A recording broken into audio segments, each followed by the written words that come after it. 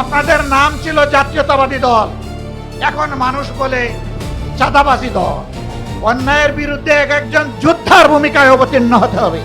বন্ধু, এটা তিতুমিরের বাংলাদেশ, আজি শরীয়তুল্লাহর বাংলাদেশ, শাহ মখদুমের বাংলাদেশ। এই বাংলাদেশের দিকে চোখ রাঙাবেন না। চিংড়ি মাছের মতো শুধু পিছনের দিকে তাকায় এই জাতি জীবনে এগিয়ে যেতে পারবে না। জনগণের বিরুদ্ধে দাঁড়িয়ে অতীতে কেউ কোনোদিন রেহাই পায়নি, আপনারাও রেহাই পাবেন না। সময় থাকতে অনুরোধ করি, এখনো সৎ পথে ফিরে আসুন। জাতির সাথে গাদ্দারি বেঈমানি করবেন না। আপনারা এসে বলুন, আমরা ইতিমধ্যে যা করেছি ভুল করেছি, আমরা জনগণের দেওয়া রায়, গণভোটের রায় আমরা বাস্তবায়ন করব। আপনারা আপনাদের ইশতেহারে লিখেছিলেন বাংলাদেশের কোথাও অনির্বাচিত কোনো জনপ্রতিনিধি থাকবে না। সরকার গঠন হওয়ার পর 42টা জেলায় ইতিমধ্যে আপনারা প্রশাসক নিয়োগ করেছেন। প্রশাসক কি নির্বাচিত জনপ্রতিনিধি? তা আপনারা তো আপনাদের ইশতেহারের সাথেই তো বিশ্বাসঘাতকতা করছেন। আপনারা বিচার বিভাগের স্বাধীনতা নিশ্চিত করবেন। এখন আপনারা সেই যে অর্ডিন্যান্স ছিল, সেই অর্ডিন্যান্সের আপনারা বিরোধিতা করছেন এবং আপনারা বলছেন এটা এখন আপনারা করবেন না। তার মানে বিচার বিভাগকে নিজেদের হাতের মুঠায় রেখে আগামী দিনে আপনাদের আকাম কুকামের প্রতিবাদ যখন জনগণ করবে, তখন সেই বিচার বিভাগকে অতীতের ফ্যাসিবাদী কায়দায় জনগণের বিরুদ্ধে আপনারা কাজে লাগাতে চান। আমরা চেয়েছিলাম ফ্যাসিবাদীরা যেমন করে গুম এবং খুনের সংস্কৃতি চালু করেছিল, সেই গুম সংস্কৃতিকে নির্মূল করার জন্য একটা স্বাধীন গুম কমিশন গঠন হোক। আপনারা তার বিরোধিতা করছেন। আপনারা স্বাধীন মানবাধিকার কমিশন আপনারা মানছেন না। আপনারা একটা নিরপেক্ষ কমিশনের মাধ্যমে পিএসসির নিয়োগ আপনারা মানবেন না। আপনারা উল্টা পথে চলছেন। আপনারা মনে রাখবেন, যেই পথ ধরে স্বৈরাচার চলেছিল একই পথ ধরে আপনারাও হাঁটছেন। স্বৈরাচারের যে পরিণতি অতীতে হয়েছে, আপনাদের পরিণতি ভিন্ন হবে না যদি এই পথ থেকে আপনারা ফিরে না আসেন। এই সংসদের মেয়াদ মাত্র গেল 2.5 মাস। আমরা চাইনি, এখনই আপনাদেরকে শক্ত করে ধরতে আমরা সুযোগ দিতে চেয়েছি যে আপনারা আপনাদের ভুলকে সংশোধন করুন।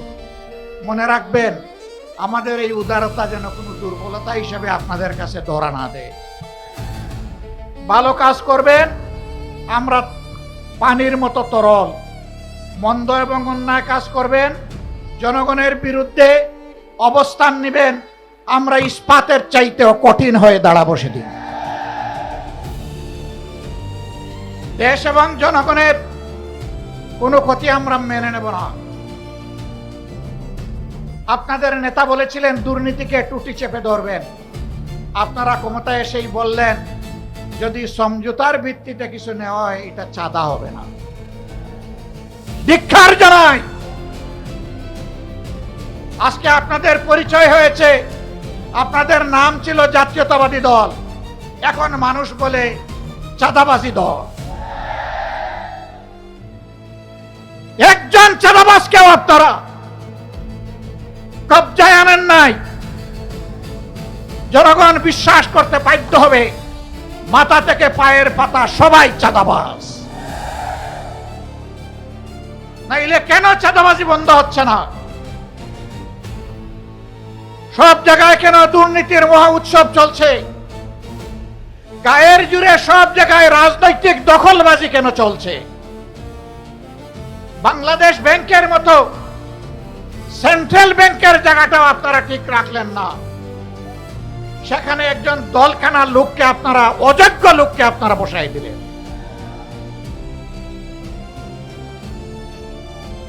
বিভিন্ন পাবলিক বিশ্ববিদ্যালয়, একদিকে গিয়ে আপনারা বলবেন অতীতে রাজনৈতিক বিবেচনায় নিয়োগ দেওয়ার কারণে পাবলিক বিশ্ববিদ্যালয়গুলা মান রক্ষা করতে পারে নাই, বিশ্বমানে আসতে পারে নাই। আবার আপনারা দক্ষ বিসি, প্রবিসি, প্রক্টর, প্রভুষ সবাইকে সরিয়ে দিয়ে দলকানা লোকদেরকে সেখানে বসাবেন। জাতির সাথে এটি হচ্ছে প্রহসন। এই অবস্থা যদি অব্যাহত থাকে, প্রশাসনে যদি নিবেদিত প্রাণ দেশপ্রেমিক দক্ষ যোগ্য মানুষদেরকে তালপট্টিতে খাল বিলে পাঠিয়ে দলখানাদেরকে যদি অযোগ্য জায়গায় বসানো হয়, মনে রাখবেন এর খেসারত শুধু জাতি দিবে না, এর আগে আপনাদেরকে দিতে হবে।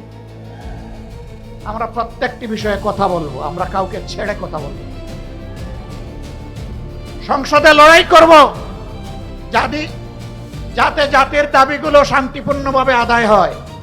যেখানে স্পিকারের অনুমতি নিয়ে কথা বলা লাগে, কিন্তু সেখানে যদি কথা বলতে দেওয়া না হয়, অথবা আমরা যদি জাতীয় সমস্যার সমাধান সেখানে খুঁজে না পাই, তাহলে আমরা ওখানে চলে আসব যেখানে কথা বলার জন্য স্পিকারের কোনো অনুমতি লাগবে না। আমরা তখন জনগণের পার্লামেন্টে চলে আসব। সম্মানিত ভাইরা, আমি আপনাদেরকে অনুরোধ করব, এই দেশ কোনো দলের নয়, গোষ্ঠীর নয়, পরিবারের নয়। এই দেশ 20 কোটি মানুষের। আমাদের সকলকে এক একজন সাচ্চা পাহারাদার হয়ে দাঁড়াতে হবে। অন্যায়ের বিরুদ্ধে এক একজন যোদ্ধার ভূমিকায় অবতীর্ণ হতে হবে। অন্যায় ও সত্যের বিরুদ্ধে লড়াইয়ে অবতীর্ণ হতে হবে। কেউ আমার অধিকার দয়া করে আমার পকেটে এনে দেবে না। লড়াই করে অধিকার আদায় করব ইনশাআল্লাহ। কাউকে ছাড় দিয়ে কথা বলা হবে না। আমাদেরকে মাঝে মাঝে চোখ রাঙানো হয়। কেউ কেউ বলেন যে যদি আপনারা এই করেন ওই করেন তাইলে আগামীতে এ হবে ওই হবে। বন্ধু, ভয় দেখাবেন না। যাদের নেতারা হাসতে হাসতে ফাঁসির তক্তার উপরে দাঁড়াতে পারে, তাদেরকে কোনো কিছুর ভয় দেখাবেন না। আমাদের নেতৃবৃন্দ রাস্তা রচনা করে গিয়েছেন, জনগণের মুক্তির রাস্তা। এই রাস্তা ধরে আমরা চলতেই থাকব। পার্শ্ববর্তী দেশ আমাদের প্রতিবেশীকে সম্মান করি। আমরা চাই আপনারা শান্তিতে থাকুন। আমরা চাই আপনাদের দেশের ভিতরে মানবিক পরিবেশ তৈরি হোক। আমরা চাই না ধর্মের ভিত্তিতে সেখানে বিভাজন এবং অশান্তি হোক। কিন্তু আমরা দেখতে পাচ্ছি সেখানে শুধু মুসলিম নামের পরিচয়ে মানুষকে নাজেহাল করা হচ্ছে, আর বাংলাদেশের দিকে লাল চোখ দেখানো হচ্ছে। বন্ধু, এটা তিতুমিরের বাংলাদেশ, হাজী শরীয়তুল্লাহর বাংলাদেশ, শাহ মখদুমের বাংলাদেশ। এই বাংলাদেশের দিকে চোখ রাঙাবেন না। হুমকি ধমকি দিবেন না।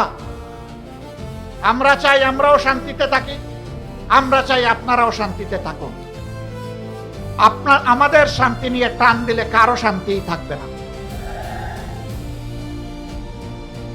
আমরা বিশ্ব সম্প্রদায়ের প্রতি আহ্বান জানাবো, এখন সেখানে যে মানবিক বিপর্যয় চলছে, আমরা এই ব্যাপারে আপনাদের বক্তব্য জানতে চাই, আপনাদের পদক্ষেপ দেখতে চাই। এই বিপর্যয় বন্ধ হোক। আমরা বাংলাদেশে কোনো সাম্প্রদায়িক অশান্তি সৃষ্টি করতে কাউকে দেব না। এই দেশ মুসলমান, হিন্দু, বৌদ্ধ, খ্রিস্টান সকলের। এদেশে যারাই জন্মগ্রহণ করবে তারা সমান মর্যাদার ভিত্তিতে নাগরিক অধিকার ভোগ করবে। এটাই বাংলাদেশের ঐতিহ্য। আমরা যে কোনো মূল্যে ঐতিহ্য রক্ষা করব ইনশাআল্লাহ। আমাদের ঐতিহ্যের দিকে কেউ যেন কালো হাত এবং নখর না বাড়ায়। যদি বাড়ায় তাহলে 20 কোটি মানুষের 40 কোটি হাত তা রুখে দেবে ইনশাআল্লাহ। সম্মানিত ভাইয়েরা, এখন দেশের অতীতের যে সমস্ত ক্ষতি হয়েছে, অর্থনীতি বিধ্বস্ত হয়ে কর্পোরেশন লুটপাট করে শেষ করে দেওয়া হয়েছে। আমাদের যুবকরা বেকার, দিন দিন বেকারের মিছিল বেড়ে যাচ্ছে। এগুলার সমাধান কিভাবে হবে তাই নিয়ে চর্চা হবে সংসদে। আশ্চর্যের ব্যাপার, এখন চর্চা হয় 55 বছর আগে কে কি ছিল না ছিল বাহাদুরি দেখা।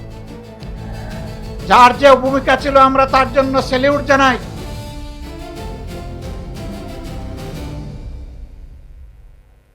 আমরা যার যে ভূমিকা আছে তার জন্য অবশ্যই স্যালিউট জানাই। কিন্তু একটা জাতি যদি ভবিষ্যতের দিকে না তাকাইয়া চিংড়ি মাছের মতো শুধু পিছনের দিকে তাকায়, এই জাতি জীবনে এগিয়ে যেতে পারবে না।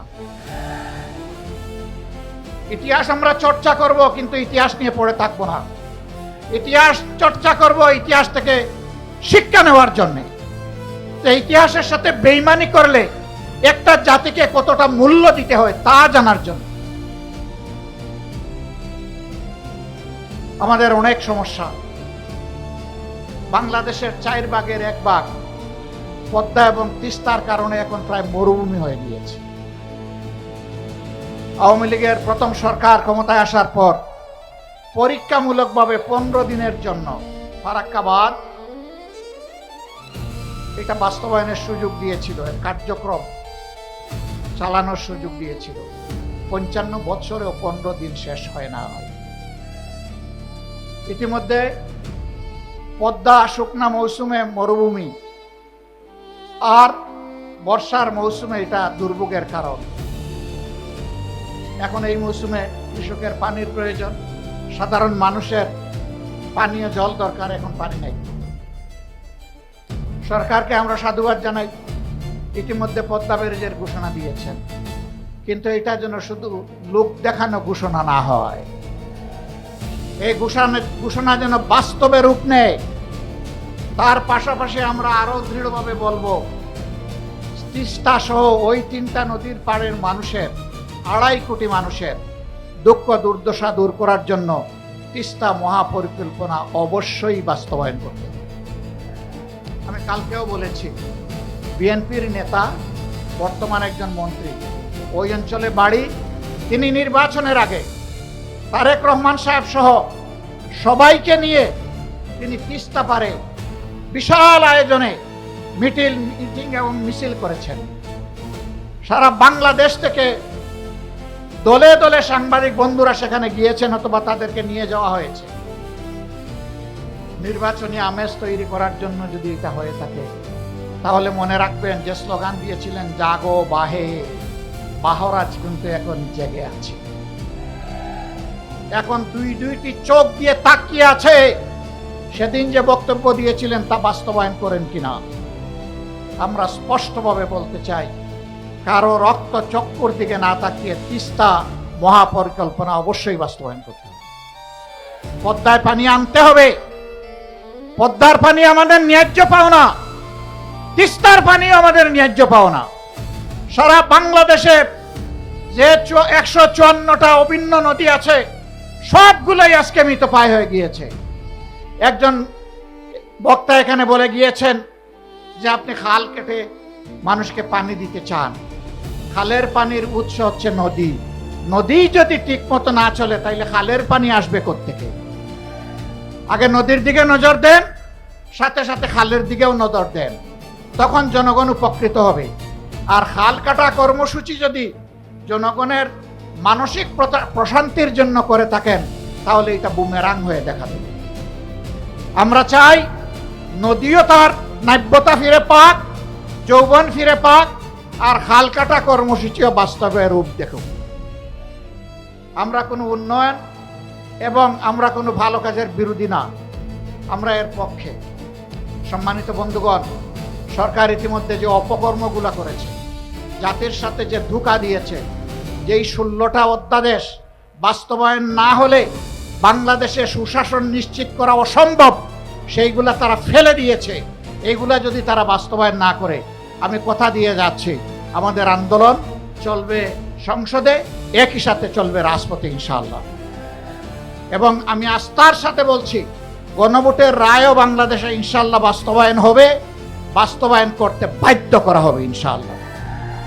গণভোটের রায় যদি বাস্তবায়ন হয়, তাহলে দেশে সুশাসনের পথ সুগম হবে, না হয় অতীতের চাইতে ভয়াবহ স্বৈরশাসন জাতির গাড়ি চেপে বসবে।